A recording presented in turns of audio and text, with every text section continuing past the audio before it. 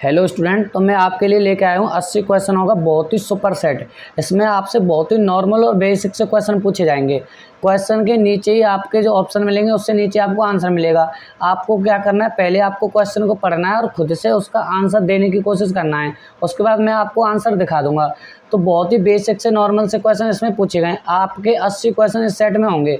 अगर आप इसमें से 65 से 70 के समथिंग भी अप्रोक्स कर पाते हो, लगभग इतने क्वेश्चन के आंसर दे पाते हो, इसका मतलब आपकी तैयारी बहुत बेस्ट तरीके से चल रही है। अगर मैं पहले क्वेश्चन की बात करूं, बेरी वेरी थोड़ा सा गलत टाइप हो गया। बेरी वेरी रोग जो होता है किस विटामिन की कमी के कारण होता है? ऑप्शन ए, एक नहीं है वो ए है, विटामिन ए की कमी से, विटामिन बी की कमी से, विटामिन सी की कमी से और विटामिन डी। तो नॉर्मल सा क्वेश्चन है, बहुत ही ज़्यादा नॉर्मल सा। आप जितने भी रोग हैं विटामिन कौन कौन सी कमी से होते हैं थोड़ा याद कर लेना, बहुत ही इंपॉर्टेंट है। हर किसी एग्जाम में पूछने के लिए आ जाते हैं, चाहे वो कोई भी एग्जाम हो। तो बी, विटामिन बी की कमी से आपको बेरी वेरी रोग हो सकता है। अगर मैं बात करूं राज्यसभा के एक सदस्य के लिए अवधि क्या होती है? नॉर्मल सा क्वेश्चन है। जो राज्यसभा का एक मेंबर होता है उसकी जो अवधि होती है 6 साल होती है। तो option D is correct answer. शायद आपने भी बता दिया होगा, नीचे इसका आंसर है। हर क्वेश्चन के नीचे उसका उत्तर मिल जाएगा। आपको क्या करना है, क्वेश्चन पढ़ना है अच्छे से और उसका आंसर खुद से देने की कोशिश करनी है। पहले उत्तर नहीं देखना है, पहले खुद से ट्राई करना है तुम्हारी तैयारी कितनी है। बहुत ही नॉर्मल से क्वेश्चन लिए हैं इसमें, एक दो इसमें थोड़ा रीजनिंग का भी क्वेश्चन है। जैसे क्वेश्चन नंबर 3 की बात करूं, एक खास कोड में मदर को OMHURF के रूप में लिखा जाता है। उस कोड में ए आंसर को कैसे लिखा जाएगा? तो ऑप्शन आपके पास ये हैं, आप देख सकते हो और इनका आंसर भी दे सकते हो। तो अगर मैं इसके आंसर की बात करूं तो आंसर है इसका इनमें से कोई नहीं, क्योंकि जो पैटर्न मदर का OMHURF से, वो पैटर्न आंसर का इनमें किसी से नहीं बन रहा। थोड़ा आप कैलकुलेट और सॉल्यूशन ऐसे करके देख लेना। 80 क्वेश्चन है, काफ़ी टाइम लगने वाला, हर किसी क्वेश्चन का सॉल्यूशन नहीं दूंगा मैं। अगर मैं आपसे बात करूं सौर मंडल का सबसे बड़ा ग्रह कौन सा है, तो शायद ये आपको पता भी होगा। ऑप्शन देख लो आप, बृहस्पति, बुध। बृहस्पति सबसे बड़ा ग्रह है, पर आगे ऑप्शन और देख सकते हो आप, और भी ऑप्शन है इसमें, वीनस और इनमें से कोई नहीं। और ऑप्शन है जो आपके वीनस और इनमें से कोई नहीं। तो ऑप्शन जो ए है, बृहस्पति है, वो आपका करेक्ट आंसर है। अगर मैं बात करूं क्वेश्चन नंबर 5 की, भारतीय सेना की दक्षिणी कमान का मुख्यालय कहाँ है? जो भारतीय सेना की दक्षिणी कमान है उसका मुख्यालय कहाँ है? तो चेन्नई, मैसूर, मुंबई, पुणे। तो Pune is the correct answer. शायद आपको पता हो, पुणे इसका करेक्ट आंसर है। चलो इस बार मैं तुम्हें 3 से 4 सेकंड दूंगा आंसर पता करने के लिए, इतनी जल्दी मैं आंसर नहीं बताऊंगा। बनारस हिंदू विश्वविद्यालय की स्थापना करने वाले कौन थे? जो बनारस हिंदू विश्वविद्यालय है उसकी स्थापना किसने करी थी? ऑप्शन आपके सामने, आप देख सकते हो। गोपाल कृष्ण गोखले, मदन मोहन मालवीय, मोतीलाल नेहरू, महात्मा गांधी। जहाँ तक मुझे लगता है option B is correct answer. Madan Mohan Malviya ने बनारस, हाँ सही उत्तर है, मदन मोहन मालवीय ने बनारस हिंदू विश्वविद्यालय की स्थापना की थी। अगर मैं बात करूँ क्वेश्चन नंबर 7 की, दुनिया का सबसे गहरा सागर, सबसे गहरा सागर की बात हो रही है, तो आपके ऑप्शन है हिंद महासागर, अंटार्कटिका महासागर और आपका प्रशांत महासागर, अरब सागर। तो प्रशांत महासागर is correct answer. Option C is correct answer, उत्तर आपका प्रशांत महासागर। अगर मैं बात करूं क्वेश्चन नंबर 8 की, अंतर्राष्ट्रीय न्यायालय के राष्ट्रपति नियुक्त हो जाने वाले पहले भारतीय कौन थे? जो अंतर्राष्ट्रीय न्यायालय के राष्ट्रपति नियुक्त किए जाने वाले पहले भारतीय कौन थे? तो ऑप्शन आपके सामने है, वैसे आपको शायद आंसर भी दिख गया है। Nagendra Singh is correct answer, A is correct answer. अगर मैं बात करूं क्वेश्चन नंबर 9 की, ATP क्या है? तो इसके थोड़े से ऑप्शन मुझे ऐसे लगते हैं, थोड़ा सेम, त्रिकोणीय फॉस्फेट और टेट्रा फॉस्फेट, इनमें से कोई नहीं। तो option B is correct answer है आपका, एडिनाइन, जो त्रिकोणीय फॉस्फेट होता है। Option B is correct answer. थोड़ा एडजस्ट कर लेना, मुझे पता है थोड़ी सी मिस्टेक हुई है इसमें क्वेश्चन में, थोड़े ऑप्शन में, तो हो जाता है भाई, टेक्निकल मिस्टेक है, थोड़ा टाइपिंग मिस्टेक रही है ये। तो आप इन्हें नेगलेक्ट करना। पढ़ने वाले बच्चे कभी भी इन चीज़ों को नहीं देखते हैं, वो नेगलेक्ट करते हैं, एडजस्ट करते हैं, और उन्हें मतलब है सिर्फ अपने क्वेश्चन से, कैसा क्वेश्चन है, कैसे ऑप्शन है, उन्हें आंसर उसका पता है या नहीं पता है। और जिन्हें बढ़ाना चाहिए वो तो इस सेट को छोड़कर भी चले जाएंगे और अब तक जा चुके भी होंगे। जो भी इस सेट के लिए आया होगा उन्हें देखा कि भाई हाँ मिस्टेक है, उन्होंने बहाना कर लिया, छोड़ दिया। जो भी बने हुए हैं यहाँ तक, आगे देखना मस्तिष्क किसके लिए जिम्मेदार है? तो मस्तिष्क से मतलब क्या होता है, दूसरा क्वेश्चन ऐसे भी पुट कर सकते हैं, मस्तिष्क किस चीज़ के लिए होता है? तो नंबर ऑप्शन ए है इसमें सोच, बी है शरीर संतुलन और दोनों, और डी वाला भी ऑप्शन, सी वाला ही है, सेम ही है कि का और खा। तो पहले और दूसरे ऑप्शन को बता रहा है। तो या तो सी ऑप्शन राइट कह लो आप, या डी ऑप्शन करेक्ट कह लो, क्योंकि दोनों सब मस्तिष्क जो है आपके सोच को भी, मतलब सोच भी हम मस्तिष्क से ही सोचते हैं, और ऊपर से शरीर जो संतुलन होता है उसे भी आप मस्तिष्क द्वारा ही करते हैं। हीमोग्लोबिन में पाया जाता है, हीमोग्लोबिन जो होता है किस में पाया जाता है? सिरा में, मूत्र में, रक्त में। तो आपको पता होगा इसका आंसर। ऑप्शन डी भी दिखा देता हूँ। ऑप्शन डी आपका आपको आंसर ना दिखे, एड से ऑप्शन डी। तो इसका जो करेक्ट आंसर है रक्त, option C is correct answer. अच्छा एक बात बताइए, बहुत ही अच्छा क्वेश्चन आया है। जो सुंदरवन डेल्टा है, बहुत ज़्यादा सुना होगा तुमने इस डेल्टा के बारे में। जो सुंदरवन डेल्टा है किस राज्य में है? बिहार, पश्चिम बंगाल, राजस्थान, उड़ीसा। मैं आपके आंसर का वेट कर रहा हूँ। मैं आपको बता देता हूँ, इसका जो आंसर है पश्चिम बंगाल करेक्ट आंसर है। Option B is correct answer. देखो मैं आपको बहुत कम टाइम दे रहा हूँ, आई नो, क्योंकि तुम्हारे पास अगर तुम्हें क्वेश्चन याद है तो 2 से या 3 सेकंड में आप आंसर दे सकते हो। ऑप्शन देखते ही आंसर आएगा। अगर तुम्हारी तैयारी अच्छी है, अगर तुम सोच विचार करोगे तो शायद तुम्हें टाइम लग सकता है। अगर मैं बात करूँ गौतम बुद्ध कब पैदा हुए थे, तो ऑप्शन आपके सामने है, थोड़ा सा देख लो। आपको मैं 3 से 4 सेकंड इस बार दे देता हूँ। तो इसका जो करेक्ट आंसर है ऑप्शन ए, 563 ईसा पूर्व। Option A is correct answer. बहुत ही बेसिक सा नॉर्मल सा क्वेश्चन है, लेकिन बहुत ज़्यादा इंपॉर्टेंट। वंदे मातरम राष्ट्रीय गाने के रचयिता कौन है? तो आपको इसका तो पता ही होगा। आपको मैं डायरेक्ट आंसर बता देता हूँ। इसका आंसर है आपका Bankim Chandra Chatterjee. Option A is correct answer. अगर मैं बात करूँ क्वेश्चन नंबर 15, अगर मैं बात करूँ क्वेश्चन नंबर 15, भारत की सबसे बड़ी बहुउद्देशीय नदी घाटी परियोजना क्या है? भारत की सबसे बड़ी बहुउद्देशीय नदी घाटी परियोजना क्या है? तो आपके सामने ऑप्शन है, आप सोच समझ के बता सकते हो। मैं अगर ऑप्शन की बात करूं तो इसमें बखारा नांगल जो परियोजना है भारत की सबसे बड़ी बहुउद्देशीय नदी घाटी परियोजना है। और मैं बात करूं क्वेश्चन नंबर 16 की, भारतीय सेना की ट्रेनिंग कमान का मुख्यालय कहाँ है? जो ट्रेनिंग कमान है भारतीय सेना की, उसका जो मुख्यालय है वो कहाँ पर है? हैदराबाद, शिमला, मथुरा और आगरा। तो आपको इसका आंसर तो शायद पता होगा। शिमला इसका मुख्यालय है ट्रेनिंग कमान का, भारतीय सेना की का। तो आप आसानी से आंसर दे सकते हो। क्वेश्चन नंबर 17 की अगर बात करूँ, law was put forth by Ernest Haeckel. आपको ऑप्शन आपके सामने है, इसका आंसर दे सकते हो। तो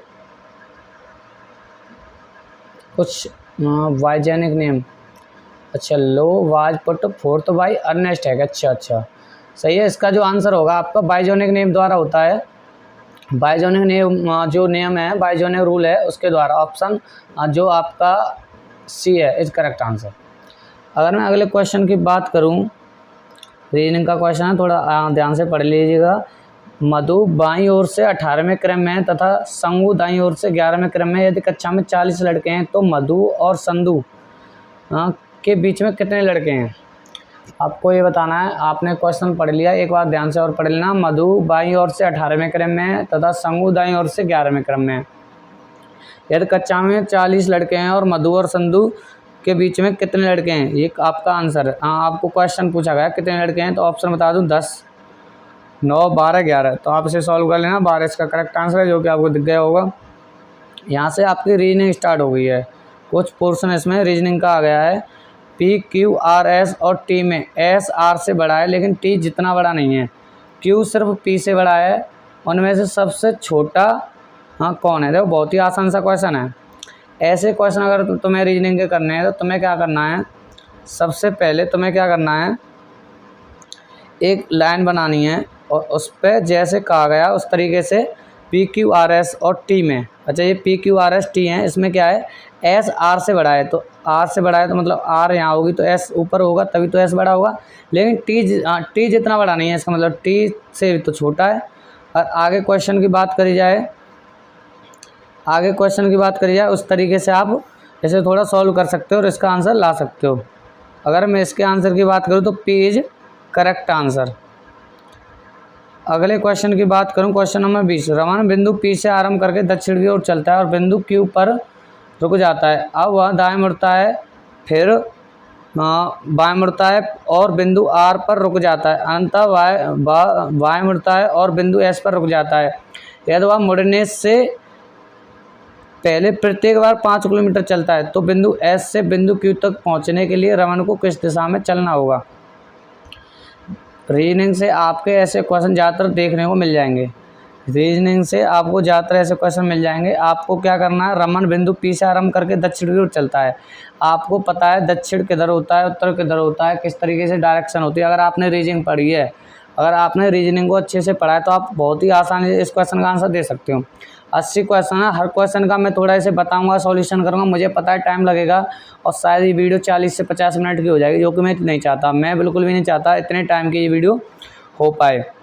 मैं चाहता हूँ कम से कम टाइम में आप सॉल्यूशन खुद कर सकते हो। इसका जो आंसर है आपका बिल्कुल नॉर्थ आएगा, उत्तर जो ऑप्शन है करेक्ट आंसर है। इसमें ज़्यादातर पोर्शन रीजनिंग का ही आ गया क्या। कोई अच्छे नाम का लड़का ए से बी की ओर पूर्व में 10 फीट चला, उसके बाद वह दाएं मुड़ा 3 फीट चला, उसके बाद दोबारा वह दाएं मुड़ा तथा 40 फीट चला। वह ए से कितनी दूर है।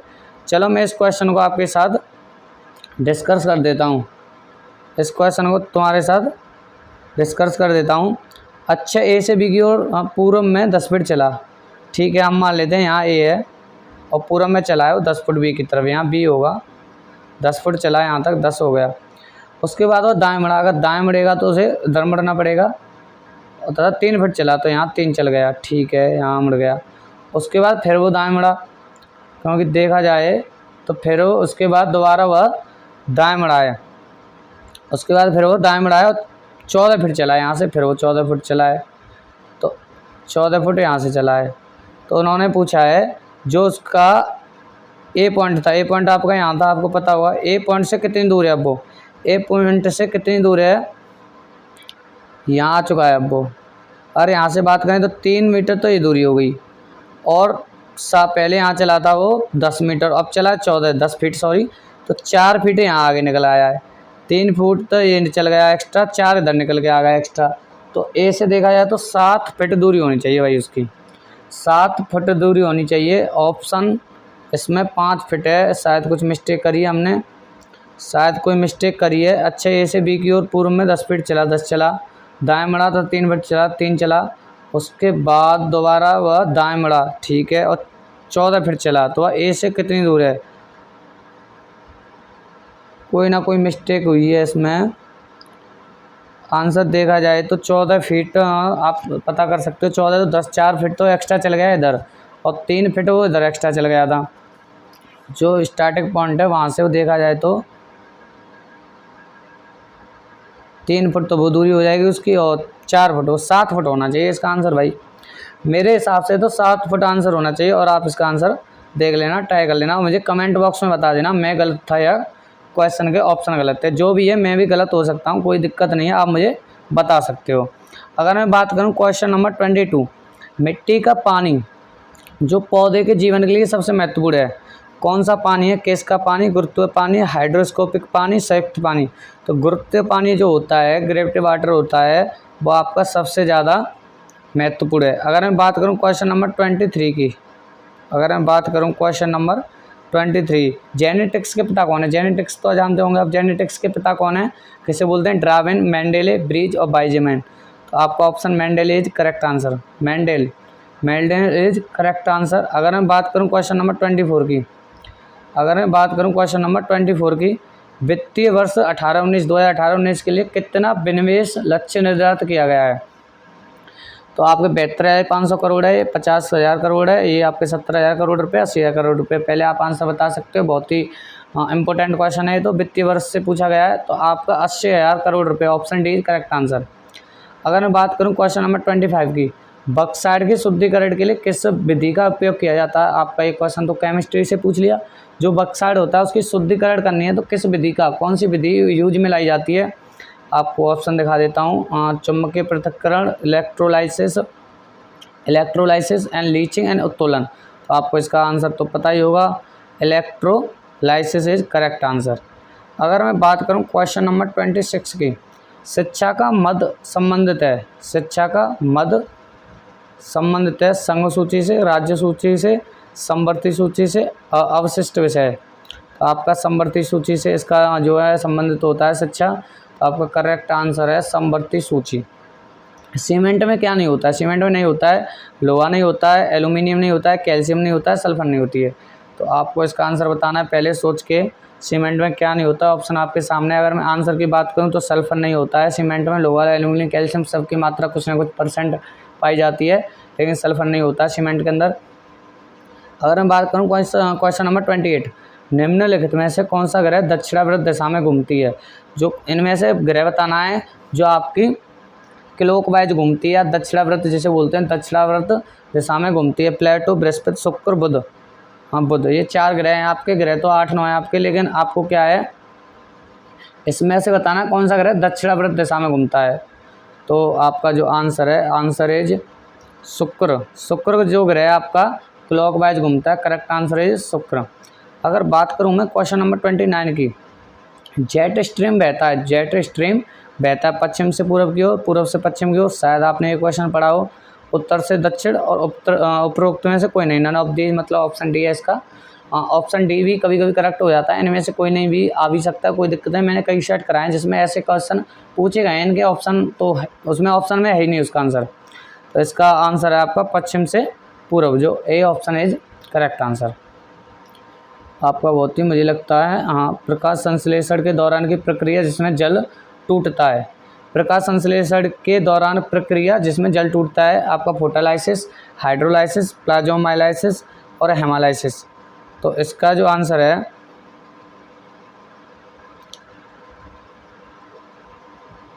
इसका आंसर मैं आपके ऊपर छोड़ता हूँ। इसका आंसर नहीं दे रखा है, आपको कमेंट बॉक्स में बताना है। अगर आपने तैयारी करी है तो आपको पता होगा इसका आंसर। क्वेश्चन नंबर 31 की बात करूं, 2017-18 व्यय के लिए 21.47 लाख करोड़ के अनुमानित बजट के रूप में अनुमानित संशोधित बजट राज्यों को जीएसटी मुआवजा हस्तांतरण का शुद्ध है। तो 21.57 लाख रुपये करोड़ इसका बिल्कुल शुद्ध है। और क्वेश्चन नंबर 32 की बात करें, देखो फसल चक्र, आप तो किसान होंगे तो आपको ज़्यादातर इस चीज़ का तो पता ही होगा। फसल चक्र की मुख्य विशेषता क्या होती है। जो फसल चक्र होती है उसकी मुख्य विशेषता क्या है। सिंचाई की कम आवश्यकता, खरपतवार का उन्मूलन एंड ऑप्शन सी मृदा उत्पादकता का संरक्षण, एक से अधिक फसल के विकास की सुविधा। तो मृदा उत्पादकता का संरक्षण ऑप्शन सी करेक्ट आंसर। देखो फसल चक्र है, अगर फसल चक्र के ही अकॉर्डिंग अगर तुम अपनी फसल करते हो, जिससे जो फसल चक्र होता है उसे पढ़ लेना। उसकी विशेषता यही है, उससे फ़ायदा ये होता है आपका जो मृदा उत्पादकता होती है उसका संरक्षण, इसका फ़ायदा होता है आपको। हमें बिल्कुल तरीके से काम करना चाहिए। हम लोग ऐसे गाँव में ऐसा ही होता है कि नॉर्मल तरीके से जिसने जो बता दिया फसल कर दी, लेकिन अगर हम फसल चक्र से काम करेंगे तो हमारी जो फसल होगी प्रॉफिट देगी और बहुत हमें लाभ होगा। और क्वेश्चन नंबर 33 की बात करूँ, निम्न में से कौन सा ब्लड ग्रुप एक सार्वभौमिक प्राप्त करता है।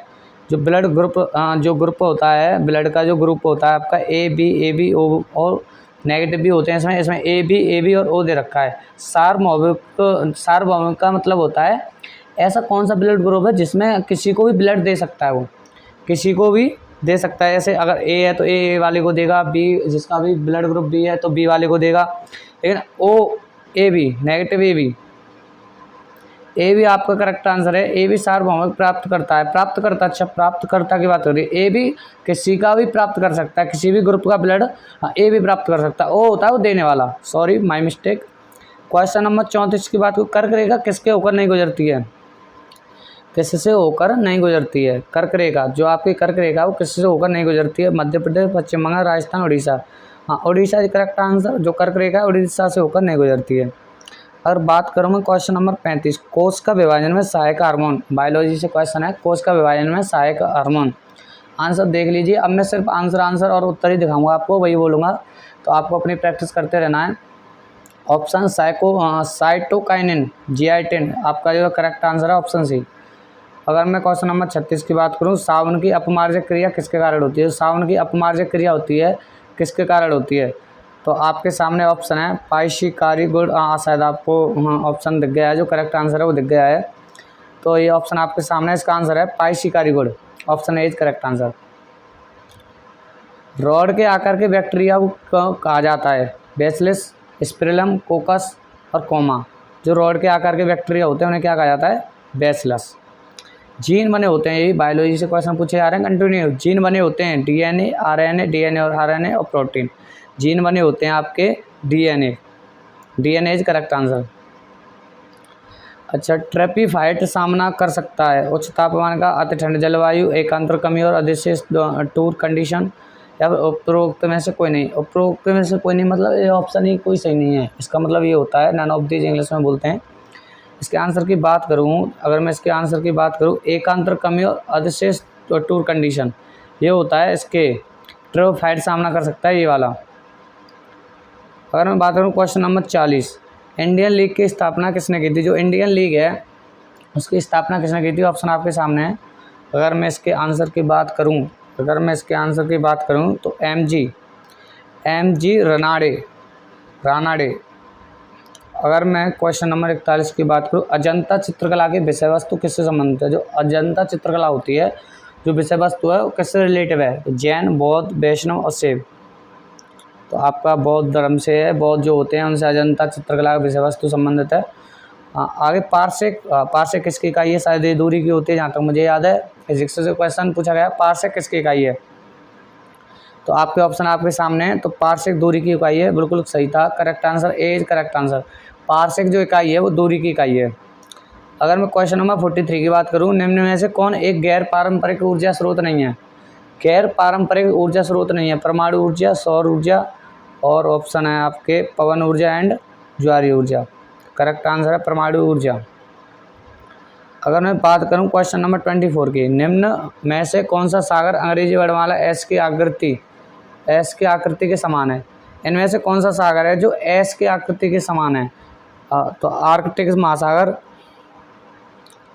हिंद महासागर और अटलांटिक महासागर, प्रशांत महासागर। तो आपको करेक्ट आंसर पता होगा, अटलांटिक महासागर होता है। Option C is correct answer. Question number 45 की बात करूं, क्वेश्चन पढ़ लीजिएगा आप आराम से। पृथ्वी के भूपटल का मुख्य घटक क्या है? जो भूपटल होता है, ये भूपटल गलत लिख दिया, भूपटल का मुख्य घटक क्या होता है? आग्नेय चट्टान, अपसादी चट्टान, रूपांतरित चट्टान और उपरोक्त में से कोई नहीं। तो आपका करेक्ट आना है। आज ये भूगोल से क्वेश्चन लिया गया है, बहुत ही इंपॉर्टेंट क्वेश्चन। हर सब्जेक्ट से, हर टॉपिक से क्वेश्चन उठाए गए हैं इस प्रैक्टिस सेट में। इस प्रैक्टिस सेट को करने के बाद आपको बहुत ही अच्छी पॉजिटिव एनर्जी आएगी। अगर आपकी तैयारी बेस्ट तरीके से चल रही है तो आप हर क्वेश्चन का आंसर दे पा रहे होंगे। अगर आपने हर क्वेश्चन का अभी तक आंसर दिया है, एक दो की तो कोई बात नहीं, चल जाएगा, लेकिन कमेंट में मुझे ज़रूर बता दें। विकास जमीन से उठकर खड़े होने में 15 सेकंड, और मैथ का भी पोर्शन दे दिया इसमें। विकास जमीन से उठकर खड़े होने में 15 सेकंड और ज़मीन पर बैठने में 11 सेकंड का समय लेता है। वह इस प्रक्रिया को कुछ समय तक जारी रखता है। 93 सेकंड में कितनी बार खड़ा होगा? बहुत ही इंपॉर्टेंट, बहुत ही बढ़िया क्वेश्चन है। आप थोड़ा से सॉल्यूशन करके देखना। आंसर मैं आपको बता देता हूँ 4 बार। आंसर इसमें दे रखा है 4 बार, थोड़ा से सॉल्व करना। अगर मैं सॉल्व करूँगा तो तुम्हें पता ही है, दिक्कत ये है इतना टाइम है नहीं हमारे पास। और क्वेश्चन नंबर 47 की बात करूं, भारतीय सेना की सबसे छोटी इकाई को क्या कहा जाता है? वो सेक्शन होता है जो भारतीय सेना की सबसे छोटी इकाई है। जितने भी फौजी भाई हैं जो इस वीडियो को देख रहे हैं, अगर ज़रूरत के लिए, तो आपको पता होगा बटालियन भी इसमें एक छोटी इकाई होती है, कंपनी, प्लाटून बोलते हैं सेक्शन। तो सेक्शन सबसे छोटी होती है जो भारतीय सेना होती है हमारी उसकी। ये तो क्वेश्चन आ भी चुका है। हाँ, भारतीय सेना की पश्चिमी कमान का मुख्यालय कहाँ है? ये मैंने किसी पेपर में क्वेश्चन देखा था, बहुत ही इंपॉर्टेंट क्वेश्चन है। भारतीय सेना की पश्चिमी कमान का मुख्यालय कहाँ है? अम्बाला, पटियाला, चंडीगढ़, जयपुर। तो चंडीगढ़ इज करेक्ट आंसर, बिल्कुल सही आंसर है चंडीगढ़। और जिसका पेपर मैंने देखा था उसने जयपुर आंसर लगाया था, मुझे खूब ध्यान है, जो कि रॉन्ग था। अगर मैं बात करूँ क्वेश्चन नंबर 49, मलेरिया बीमारी फैलती है। जो मलेरिया होती है, आपको नॉर्मली सबको पता होगा भाई, मच्छर से मलेरिया होता है। किसके कारण होता है? मच्छर से, बैक्टीरिया से, या मक्खी से, या मानव से? मानव से क्या है मलेरिया होगा? तो आपका मच्छर इज करेक्ट आंसर। मच्छर से मलेरिया होता है, नॉर्मल सबको पता है, गाँव में भी सबको पता रहता है, जो नहीं पढ़े हुए हैं उनको भी पता रहता है ये चीज़। तो अच्छा, भारतीय सेना है जो हमारी इंडियन सेना है, भारतीय सेना की स्थापना कब हुई थी? 1895, 1900, 1905। तो और एक और ऑप्शन है इसका 1947। तो करेक्ट आंसर आपको बताना है इसमें से। अगर मैं करेक्ट आंसर की बात करूं तो 1895 इज करेक्ट आंसर। अच्छा, अगर मैं बात करूं क्वेश्चन नंबर 51 की, लंदन ओलंपिक में रजत पदक किसने जीता? जो लंदन ओलंपिक हुआ था उसमें रजत पदक होते हैं, बहुत पदक होते हैं आपके। रजत पदक किसने जीता था? सुशील कुमार, विजय कुमार, दोनों ने, या साइना नेहवाल? तो आपको इसका करेक्ट आंसर तो पता ही होगा, दोनों ने जीता था, सुशील कुमार और विजय कुमार ने। अच्छा, सूर्य ग्रहण होते हैं जब, क्या कारण होता है, कब, क्या कंडीशन होती है सूर्य ग्रहण होने की? पृथ्वी सूर्य और चंद्रमा के बीच आती है, चंद्रमा सूर्य पृथ्वी के बीच आता है। सूर्य ग्रहण की बात हो रही है, चंद्र ग्रहण की नहीं, ध्यान रखना। संकट के दौरान, ये तो बिल्कुल ही गलत आंसर है। संकट के दौरान क्या मतलब है भाई? ग्रहण होता है तो होता है, इसमें रीजन होता है आपका सूर्य चंद्रमा पृथ्वी के बीच आता है, भाई सूर्य चंद्रमा और पृथ्वी के बीच तो नहीं आ सकता, क्योंकि सूर्य तो घूमता नहीं, पृथ्वी घूमती है। तो ऑप्शन चंद्रमा, सूर्य और पृथ्वी के बीच आ जाता है। चंद्रमा भी घूमता है आपका, चंद्रमा जब सूर्य और पृथ्वी के बीच आ जाता है तब आपका सूर्य ग्रहण होता है। याद रखना इस चीज़ को, बहुत ही इंपॉर्टेंट क्वेश्चन है। क्वेश्चन नंबर 53 की बात करूं, भारत में लौह पुरुष के नाम से किसे जाना जाता है? अरे भाई बहुत ही नॉर्मल सा क्वेश्चन है, आप सबको पता होगा। भारत में जो लौह पुरुष के नाम से किसे जाना जाता है, ऑप्शन आपके सामने है। राजीव गांधी तो हो ही नहीं सकता, जवाहरलाल नेहरू, सरदार पटेल, महात्मा गांधी। तो आपको पता होगा सरदार पटेल को हम लौह पुरुष के नाम से जानते हैं। बहुत ही नॉर्मल सा क्वेश्चन इस सेट के अंदर था ये। अच्छा, अभी तक दक्षिणी कमान की बात हो रही थी, अब बात हो रही है भारतीय सेना की। भारतीय सेना से भी आपको बहुत ज़्यादा क्वेश्चन है, क्योंकि ये प्रैक्टिस सेट डिपेंड करता है आपके आर्मी पेपर पर। ये पूरा आर्मी पेपर के टारगेट को देखते हुए उसके हिसाब से इसे डिज़ाइन किया गया है। भारतीय सेना के उत्तरी कमान का मुख्यालय कहाँ है? उधमपुर। और उससे रिलेटिव इसमें क्वेश्चन डाले गए हैं, पठानकोट, सेना, जम्मू। अरे बहुत ही नॉर्मल सा क्वेश्चन है। Udhampur is correct answer, option A is correct answer. Lok Sabha चुनाव लड़ने के लिए कम से कम कितनी उम्र चाहिए? भैया जिसको भी चुनाव लड़ना है लोकसभा का, बता दूं आपको कितनी उम्र चाहिए। कम से कम आपकी जो उम्र है 25 साल होनी चाहिए, तब आप लोकसभा चुनाव लड़ सकते हो, वरना नहीं लड़ सकते। अगर मैं बात करूं क्वेश्चन नंबर 56 की, वन सागर बांध किस नदी पर बना है?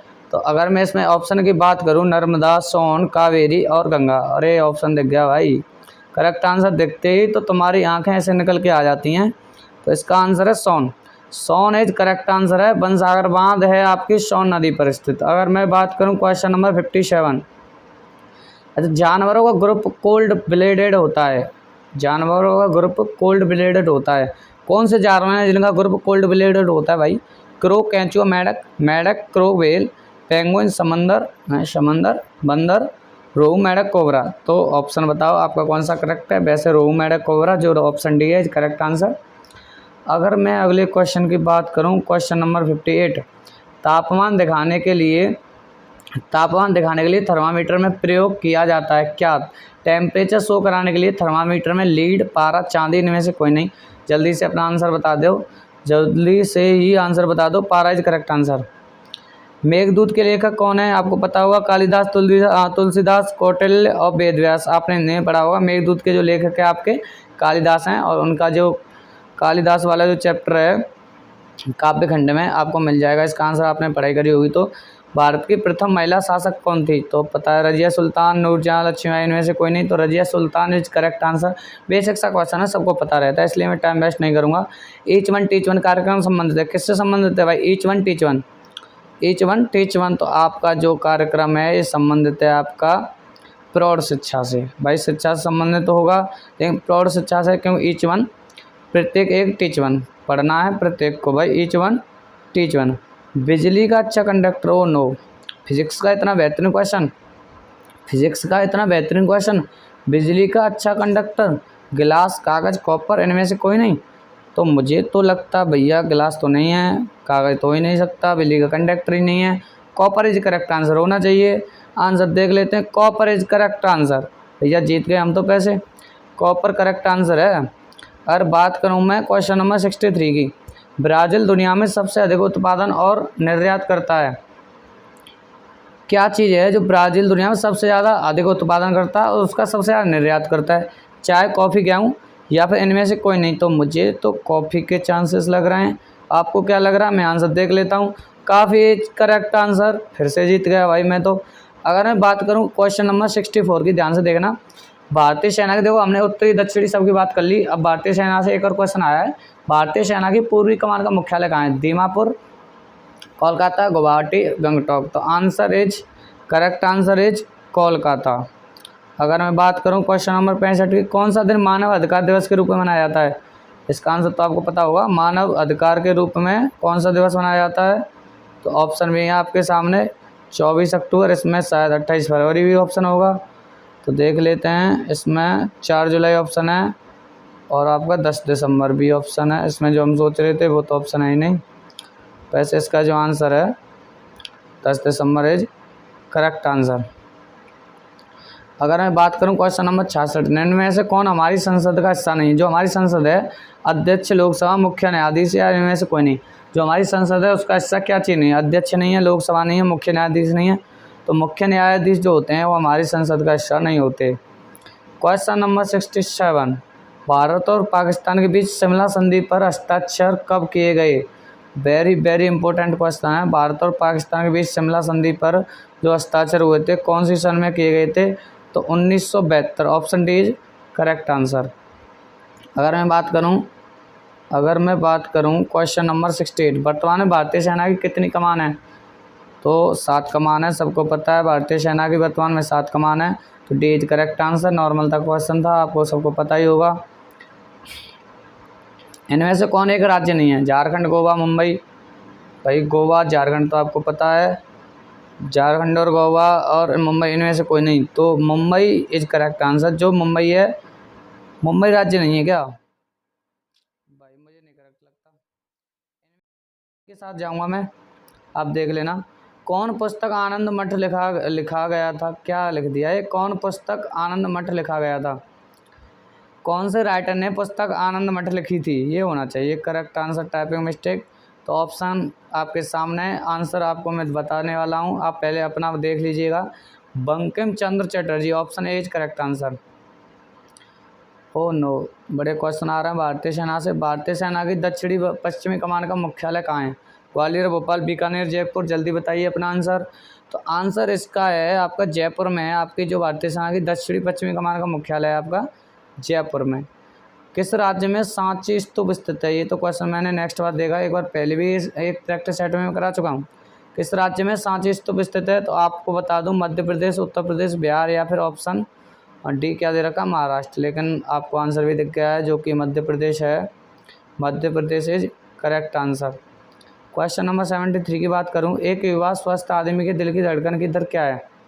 72 बार होता है भाई। 72 टाइम्स हमारा दिल की जो हार्ट बीट होती है वो 72 टाइम्स धड़कती है, बीट करती है एक युवा स्वस्थ आदमी की। ऐसे नहीं बीमार व्यक्ति कोई भी हो, स्वस्थ आदमी की, हेल्दी मैन की। तो 72 बार इज करेक्ट आंसर, सबको पता होगा इसका। भारतीय सेना के वर्तमान सेनाध्यक्ष कौन है? ये आपको पता होना चाहिए भाई। आर.के. धवन, अरूप राय, दलवीर सिंह सुहाग, बिपिन रावत।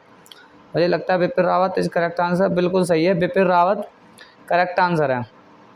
अगर मैं बात करूं क्वेश्चन नंबर 75 की, अशोक ने अंतिम लड़ाई कहाँ लड़ी थी? मलाया, कलिंग, कोचिन। वही आपके ऑप्शन है, आपको आंसर देना है। कलिंग में लड़ी थी अशोक ने, जो उसकी अंतिम लड़ाई थी। अगर मैं बात करूं 76, प्रोटीन का मुख्य स्रोत है। प्रोटीन के लिए क्या मुख्य स्रोत क्या है, जो उसका मेन सोर्स क्या है? गाजर, प्याज, सोयाबीन, टमाटर। तो मुझे तो लगता है सोयाबीन बिल्कुल करेक्ट आंसर है। सबसे ज़्यादा प्रोटीन जो है आपका सोयाबीन में पाया जाता है। जितने भी बच्चे आर्मी की तैयारी कर रहे हैं, चने के साथ सोयाबीन ज़रूर लें। उससे क्या है, तुम्हारा प्रोटीन की जो कमी है वो कमी पूरी हो जाती है और स्टेमिना भी बना रहता है। अच्छा, अगर बर्फ़ के गलनांक की बात करें तो आपको पता होगा कितने डिग्री सेल्सियस होता है? 40 डिग्री सेल्सियस। बर्फ़ का गलनांक होता है 40 डिग्री सेल्सियस। इसे थोड़ा कन्वर्ट कर लेना क्वेश्चन को। क्वेश्चन नंबर 78 की बात करें, रक्त से शुद्ध होता है। भाई रक्त किससे से शुद्ध होता है? तो आपके उपयुक्त सभी सही है, क्योंकि फेफड़ा, हृदय, गुर्दा सबको रक्त शुद्ध करता है, मतलब रक्त उससे ही शुद्ध होता है। गोवा की राजधानी भाई पणजी होती है। Option D is correct answer, Panaji. राजधानियाँ सब याद कर लेना। महानदी कहाँ से निकलती है? रायपुर, पटना, उज्जैन और देहरादून। तो क्वेश्चन आपका आखिरी क्वेश्चन, तो इसका ऑप्शन रायपुर से निकलती है आपकी महानदी। तो ये हो गया आपका पूरा प्रैक्टिस सेट 80 क्वेश्चनों का।